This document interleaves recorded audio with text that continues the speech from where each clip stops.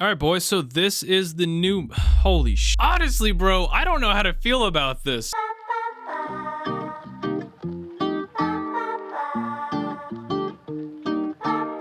Seems like a lot of people out there think that Into the Radius 2 is gonna have NPCs that we can interact with in the game. I really hate to break this news to you boys, but that's not gonna happen. The most we're gonna have is our friends that we play multiplayer with. We will be able to find some signs that there were other explorers there in the past, or the UNPSC was working on something nearby. We aren't gonna be getting any unique factions or anything like that, okay? It kind of bums me out, but then again, the reason that things are like this is because the core gameplay of Into the Radius is exploring alone in this hellish place where humans don't exist. The only things that are in the radius are monsters, mimics, and anomalies. But now that I have that out of the way, let me get into some extremely exciting news, boys. Because in this dev diary, we're talking about the new enemies, baby. Enjoy. We're up early, boys. It's about 6 a.m. Sun hasn't even come up officially. And I'm gonna be talking to you guys about the new enemies in Into the Radius 2. This is literally no surprise to anybody, all right? We all know it. The original enemies in Into the Radius basically just looked like a bunch of black blobs, all right? Take a look at this guy, for example. This is what we call a fragment. Oh, just wait. Oh. Oh my god. Enemies in Into the Radius 1 pretty much all look very similar and do extremely similar things. And like I've said in the past, that is all because of a lack of resources while the devs were making Into the Radius 1. But for Into the Radius 2, you can say goodbye to these low poly, simple enemies of the past. I think I found my new favorite thing to do in Into the Radius. What's up?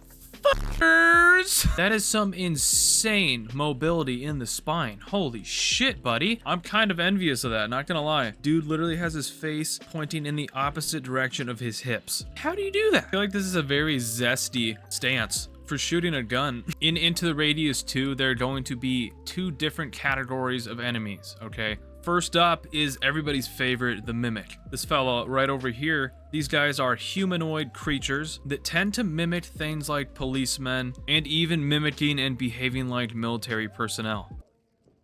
No! No, please! No! This dude doesn't even know what he's looking at right now. He is absolutely dumbfounded by what he is seeing. Same with the Spawn. They are literally experiencing an existential crisis right now because I'm a god in this world and they're both blind because of me. However, they do see this light floating in the air. And it is driving them fucking bananas, dude. All right, wait, here we go. Calm down, boys. It's all right. You can chill out because now the light's over here.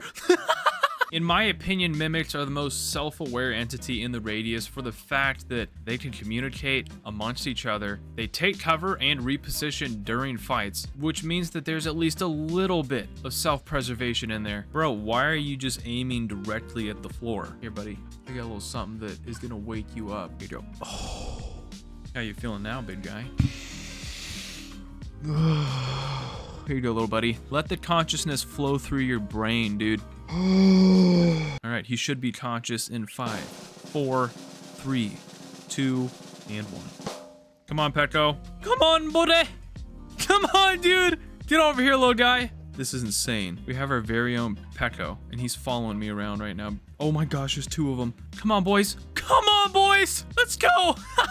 Yes. Get over here, guys. They are so cute. Obviously, the second category of entities in Into the Radius is monsters. A lot like these fragments and spawns. These are classified as monsters. They are not sentient. They do not collaborate in trying to kill you with each other. These little guys pretty much just are heat-seeking fuck missiles. If they see you, they are literally going to do everything in their power to get over to you and kill your ass. That seems to be the only thing that drives them. Other entities that are a part of the monster class in Into the Radius are things like the Seeker. And just like in Into the Radius 1, Into the Radius 2 has multiple different types of mimics. As you can see, we have a ranger mimic right here. And then we have a policeman mimic down here. 2 completely different mimics using different weapons with slightly different looks. Mimics in Into the Radius 2 aren't just going to be these black blobs. They're going to be extremely unique creatures designed in the image of humans. I think it would be so cool cool if these other enemies and monsters kind of played on that whole Uncanny Valley thing. If you've never heard of that, the Uncanny Valley is basically when something looks extremely close to a human, like 95% human,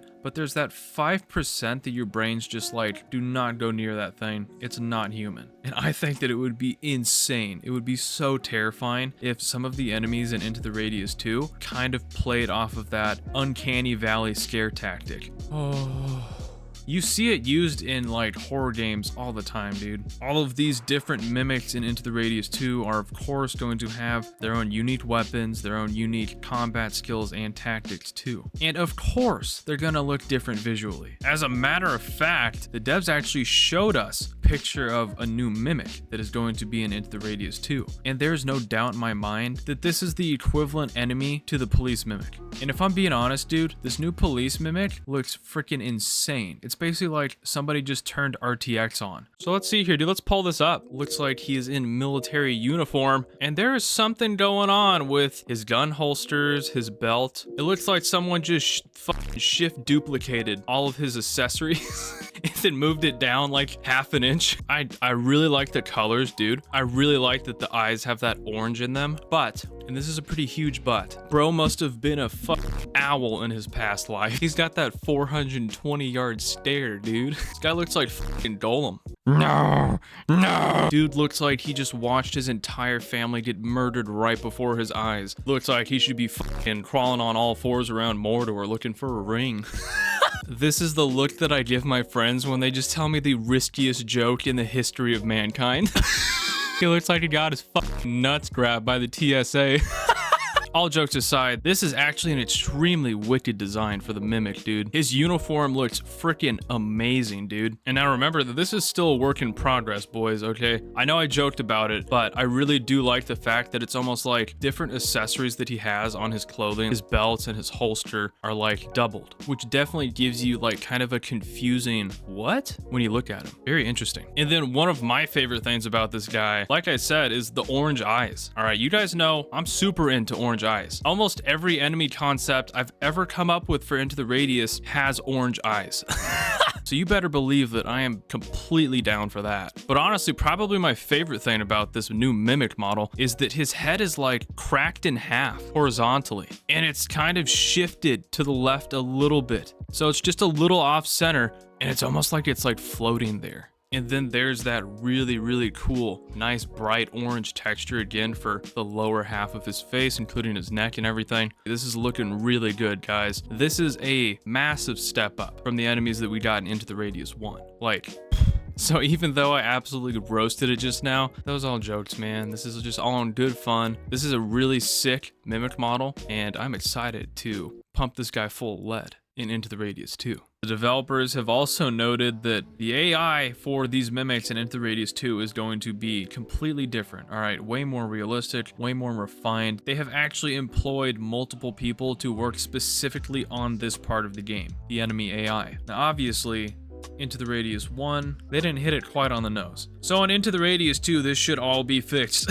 However, AI is typically an extremely long and complex process as it pertains to enemy AI within a video game. So the developers have stated that they completely intend on AI development occurring all the way up until the game is officially released. I have some massive news. We are getting a brand new redesign for the spawn model in the game. So in Into the Radius 2, we're gonna have something that mimics the same function and look of the spawn, but it will be updated visually. And arguably something that's even more insane, dude. I'm pumped for this. Spawn's AI has actually been upgraded. So the spawns will do one more new thing. They are going to hide for us in dark corners, dude. These little fuckers are gonna try and sneak up on us.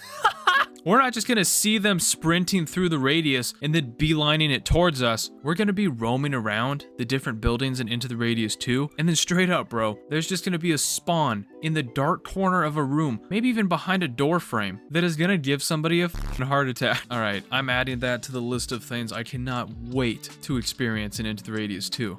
Something extremely cool that's also getting added into the Radius 2, there are now going to be a new kind of formation of the enemies in Into the Radius, where in Into the Radius 2, there's going to be patrols, apparently. And basically in Into the Radius 2, most of your encounters are going to be comprised by either these new patrols, which are going to be multiple enemies walking around specific routes in the Radius, or you're just going to find a bunch of entities, aka monsters or mimics, at a guard post, kind of like this, where they're guarding a specific location of interest. And in order to increase the replayability of specific locations in Into the Radius 2, different variables like entity number, types of entities, patrol routes, and other specific variables are going to be getting changed every tide. So as soon as the tide hits, we are basically going to be getting a refresh to the entities, number of entities, and specific routes that are being patrolled by entities within that location. A gradual increase in difficulty is going to be preserved from location to location, but apparently the variety of entities and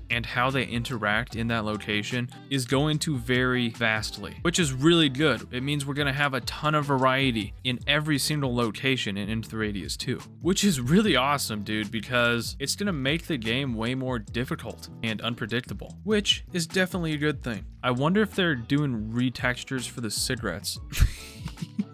At the start of Into the Radius 2's early access, the developers have said that they are only going to be releasing 2 different types of mimics and 1 type of monster. I'm assuming the monster is going to either be a spawn or a fragment, but don't quote me on that. Gradually though, they will introduce more enemies into the Radius 2 as the game develops through early access, and eventually gets its official release. And last but certainly not least, boys, 100,000 people have wishlisted Into the Radius 2 on Steam. Now, I don't even need to tell you guys, but that is freaking massive. I am going to leave a link to the Steam page in the description of this video. So definitely go wishlist Into the Radius 2. I'm just gonna toss this out there because fuck it, you know what I mean? My dream faction in Into the Radius 2 that would have somewhat still lined up with the story is, what if there was like a faction of some survivalist people that for some reason didn't die during the Pechorst event, and they're just like scurrying around the forests and shit, hiding up in trees. You can see them like rounding up spawns. You explore a little too far into the zone and you start to see mimics just hanging from trees. That would have been tight. That would have been so tight. That's all the news I got for you guys today. I hope you enjoyed it, and go touch some fucking grass, dude. Have an amazing weekend, and I will see you on the next one. Bye.